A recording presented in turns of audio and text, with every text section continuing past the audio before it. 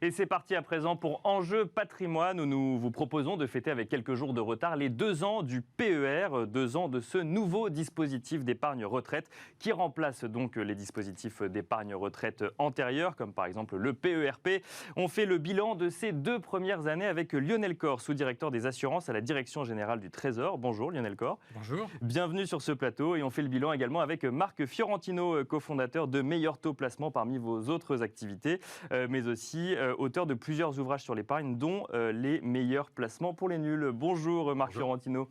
Bienvenue à tous les deux donc, sur ce plateau. Le PER qui a été conçu pour être aussi simple d'utilisation qu'une assurance vie. Je donne un petit peu ce teaser. Lionel Corr, si on revient 2 ans en arrière, quelle était la volonté du PER dont on parle aujourd'hui ? L'idée, c'était la rencontre de 2 besoins. Celui des entreprises qui avaient besoin de renforcer leurs fonds propres. C'était vrai avant la crise. Bien sûr. Encore plus vrai oui, parce que c'est un sujet d'actualité aujourd'hui pour le coup. On a apporté de la trésorerie pendant la crise, mais les entreprises qui étaient déjà endettées avant la crise, elles le sont encore un peu plus aujourd'hui. Donc renforcer leur structure financière, c'était déjà le besoin, c'était le cœur de la loi Pacte. Et puis le besoin des épargnants. Qui ont besoin de retrouver du rendement dans un contexte où, sur l'épargne financière, avec la baisse des taux continue depuis 30 ans, au moment où ça arrive à zéro, les taux, les emprunts d'État, ils sont à taux négatif en ce moment. Bien sûr, oui. Il fallait leur apporter d'autres solutions. Et ça, la seule solution, c'est de leur apporter des produits d'épargne long. D'accord. Et l'épargne longue, ça existait, c'est l'épargne retraite, mais ça ne marchait pas. Donc, ça ne marchait pas bien. Vous avez cité l'assurance vie, 1800 milliards. On était tout mouillé, tout produit d'épargne retraite confondu à 200, 230 milliards. Et alors, c'était quoi le constat ? Ça ne marchait pas. Pourquoi ? Et pourquoi, du coup, on est allé sur le PER ? Ça ne marchait pas. C'est vraiment la question qu'on s'est posée. Et pour ça, on a travaillé avec les professionnels, on a travaillé avec les épargnants, parce qu'on s'est dit, on ne va pas le rendre obligatoire. C'est pas le but, ça. On fera la réforme des retraites. Bien sûr, oui. En revanche, on va faire un nouveau produit d'épargne, mais qui soit attractif. Donc, on a essayé de tout faire pour qu'il soit attractif en prenant le meilleur de tous les mondes, finalement, parce que c'était des mondes séparés. L'épargne retraite, il y avait le PERP que vous avez cité, mais il y a aussi le PERCO, il y avait l'article 83, avec tous des noms aussi marketing les uns que les autres. Bien sûr, oui. Et donc là, on a dit, on oublie tout ça, on en met un seul, le PER. Où tout le monde va pouvoir se faire concurrence, que ce soit les gestionnaires d'actifs, que ce soit les assureurs, et sur un produit sur lequel les épargnants vont retrouver de la liberté. Parce que c'était l'un des problèmes de ces anciens produits, notamment les PERP, où on était bloqué jusqu'à la retraite, et puis après la retraite, on n'avait pas le choix, c'était la rente. Pour l'essentiel. Oui, alors que là, en fait, on a ouvert un petit peu les possibilités. On peut récupérer du capital, on peut récupérer de la rente, et on a même, comme dans d'autres dispositifs, la possibilité de débloquer en anticipé selon certaines conditions.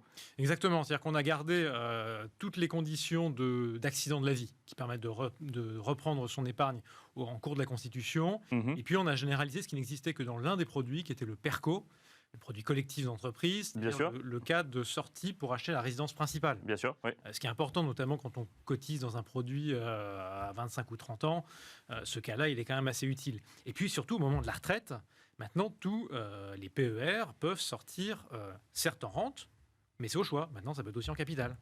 Alors, ça fait 2 ans que ça existe. 3 millions de contrats ouverts attendus pour 2022. On les a dépassés aujourd'hui. On est à 3,8 millions. On peut même viser 4 millions de contrats ouverts en 2022. C'est un bilan qui est très positif. Ça veut dire que du coup, la recette a porté ses fruits. C'est le bilan que vous en tirez aujourd'hui ?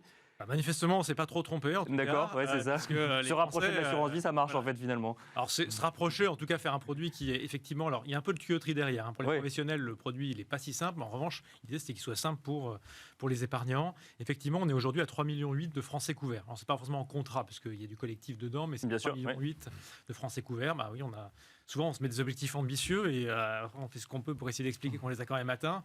Là, on les a quand même déjà dépassés avec plus d'1 an et demi d'avance, puisque c'était des chiffres. On n'a pas encore les chiffres de l'anniversaire par construction, parce qu'on les a avec quelques mois de retard. Bien sûr. Oui. Donc là, c'est les chiffres de mi-année 2021. On est à 3,8 millions de Français couverts, donc on aura plus de 4 millions avant la fin de l'année. Et ça fait 45 milliards en cours. Bon, et avec quelques bémols quand même sur les frais, on en parlera après. Juste avant, Marc Fiorentino, je rappelle que vous êtes cofondateur de Meilleur Taux Placement et spécialiste quand même d'un certain nombre de placements financiers. Le PER, vous le suivez depuis sa création. Quel est l'avis du professionnel et du spécialiste des placements sur ce nouveau dispositif ? C'est devenu un produit incontournable. Donc, c'est passé d'un produit...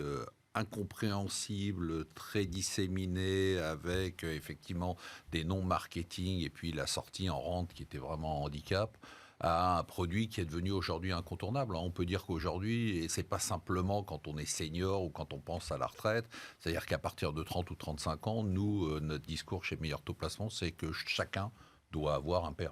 Et alors ça, deux questions, mais la première, le fait de commencer à investir dès 30 ans dans un PER, c'est quelque chose qui est entendu aujourd'hui par... Alors très, très peu Ouais. encore, mais on remarque que c'était un sujet qui ne touchait que les plus de 50 ans, voire 55, donc j'ai envie de dire presque trop tard. Hein. Oui, c'est ça. En fait, on commence à, On commence à y investir, réfléchir mais quand finalement le produit... quand n'a on voudrait pas- toucher les fruits, quoi. Exactement. Alors, il a son utilité puisqu'il y a quand même le différentiel fiscal qui est très important. Donc, c'est vrai que c'est pas totalement idiot de commencer un PER à 50 ou 55 ans, mais on s'est aperçu aujourd'hui que le sujet, en tout cas, de réflexion est en train de toucher alors les plus de 45 ans déjà. D'accord. Ouais. Donc, on a vu cette Donc ça, évolution. on réduit progressivement On réduit l'âge. progressivement et je pense qu'on va continuer à progresser. C'est-à-dire que ce qui était dit tout à l'heure est très juste, c'est qu'on a un produit qui devient maintenant presque aussi incontournable que l'assurance vie. Il y a un phénomène d'usure sur l'assurance vie parce que ça fait tellement d'années que des professionnels sûr, comme nous bien sûr. répétons que l'assurance vie est incontournable. Bon, il fallait un nouveau produit. Ce produit existe. Il a énormément d'avantages. Il a l'avantage fiscal qui est quand même un avantage très important.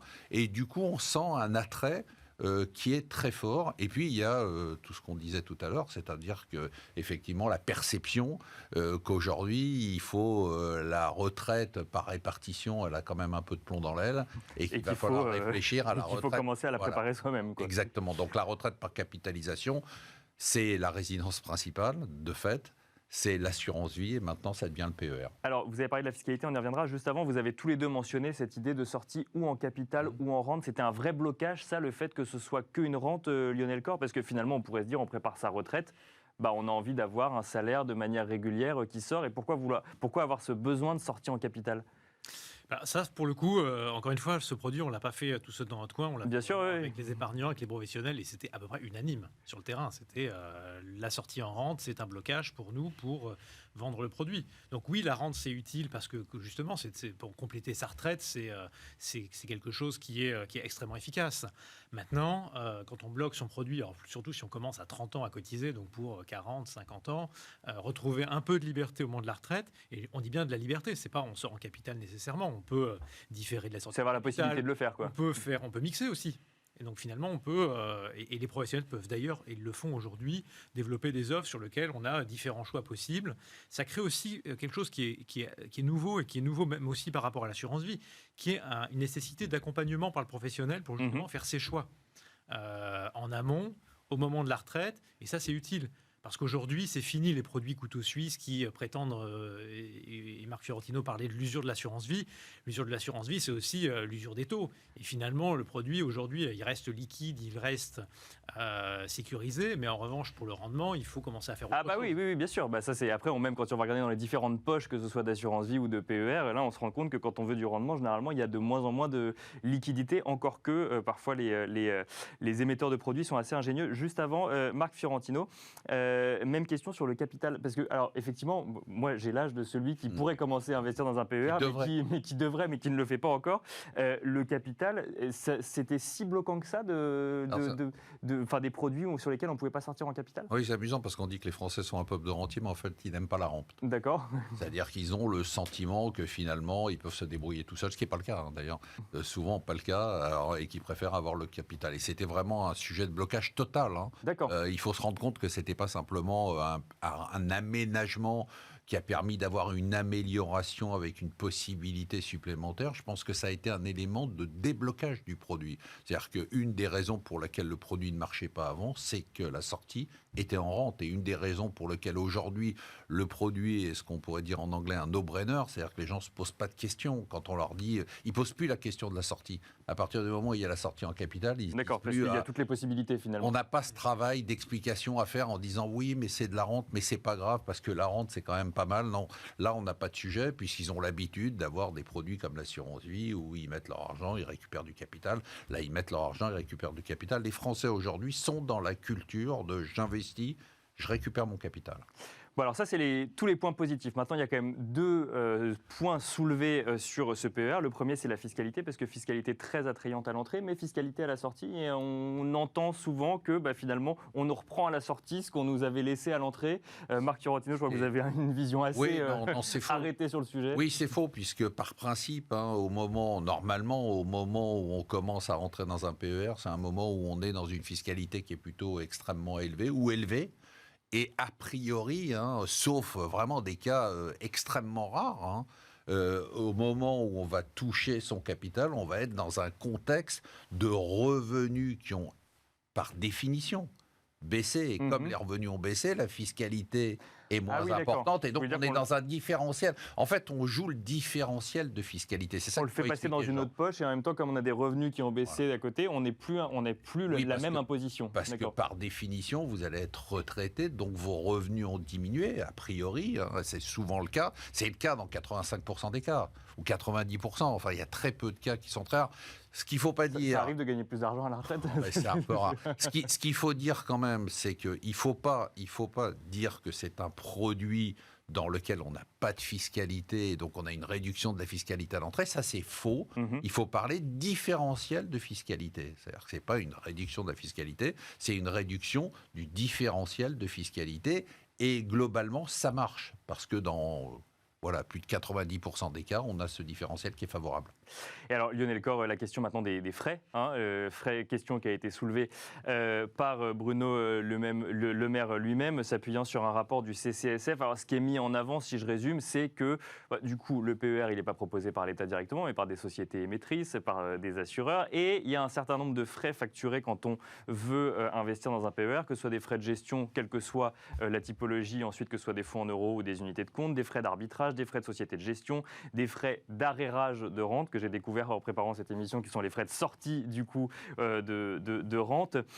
On a l'impression qu'il y en a à tous les étages, et ce que dit Bruno Le Maire, c'est sa volonté de réduire ces frais, c'est de faire en sorte de faire sortir les meilleurs du marché, de les mettre en avant, et ça passe par plus de transparence. C'est ça l'idée du coup pour la suite du PER, c'est de réduire les frais, mais pas en allant réglementer, mais simplement en allant dire, regardez, on va sélectionner les meilleurs, et puis du coup, ceux qui mettent le plus de frais possible seront automatiquement moins suivis par les épargnants. Oui, ça, on essaye de ne plus fixer les prix ou distribuer nous-mêmes les produits. D'accord. Pour prendre votre exemple, aujourd'hui, et tout le pari qu'on a fait dans le PER, c'est la concurrence et la transparence. C'est-à-dire que les professionnels nous donnent les meilleurs produits. C'est d'ailleurs pour ça qu'on a supprimé cette frontière qui existait entre les produits gestion d'actifs d'un côté et les produits assurance de l'autre. Maintenant, tout le monde se fait concurrence. Il y a un seul frais qu'on a réglementé, c'est celui des transferts. Parce que si on empêche de transférer en mettant des frais exagérés, évidemment, sûr, là, on empêche un petit peu ces possibilités de faire jouer la concurrence. Donc celui-là, c'est 1% pendant 5 ans, et ensuite, il n'y a plus de frais. D'accord. Bon, mais ensuite, l'idée, c'est que justement, les consommateurs puissent choisir et aller là où le produit est le plus performant et avec le moins de frais. Et on a fait un certain nombre de choses dans la loi Pacte en matière de transparence. Maintenant, et d'ailleurs, ça va au-delà du PER, c'est aussi pour toute l'assurance vie, donc avoir une transparence complète en amont de la signature et pendant toute la vie du contrat. Mais ce qu'on a observé, c'est que... c'est concrètement, il en manque encore un petit peu. C'est surtout qu'aujourd'hui, on a un problème de... la transparence, elle est là, mais on a un problème de transparence peut-être en amont encore de la souscription. C'est bien qu'on ait tous les frais au moment où on signe, mais c'est encore mieux si on peut comparer avant d'avoir signé. Bien sûr, oui. Et puis, il y a aussi la question de la comparabilité de tout ça. Oui, c'est-à-dire qu'il faut pouvoir comparer des choses comparables. Et donc, il faut avoir un indicateur commun. Et aujourd'hui, il n'y a pas d'indicateur commun sur le marché. Je ne sais pas s'il nous faut un indicateur commun, mais en tout cas, il nous faut effectivement la formation en amont. Et puis, il faut vraisemblablement qu'il y ait un petit peu de standardisation, au moins dans la présentation de ces différents frais, pour qu'on puisse les comparer. Donc, c'est ça, en fait, qu'on a constaté. C'est-à-dire que la concurrence, globalement, elle est là. Il y a une grande offre, mais les frais, ils sont complexes, pas toujours bien sûr en amont. Et donc, finalement, pour comparer, on n'y est pas forcément. Donc, c'est ça qu'a annoncé Bruno Le Maire au moment de l'anniversaire du pacte, c'est-à-dire qu'on va travailler, c'est d'ailleurs les conclusions du comité consultatif de la place qui réunit pour moitié les consommateurs et pour moitié les professionnels, d'aller vers... Et on va faire par un accord de place, puisque les professionnels et les épargnants ont de toute façon tous intérêt à ce que le produit se développe, et d'aller au bout de la démarche, donc en rendant les frais les plus comparables possibles, en les affichant sur Internet pour tout le monde en amont, avant qu'on soit devant le professionnel en train de signer, pour pouvoir les comparer.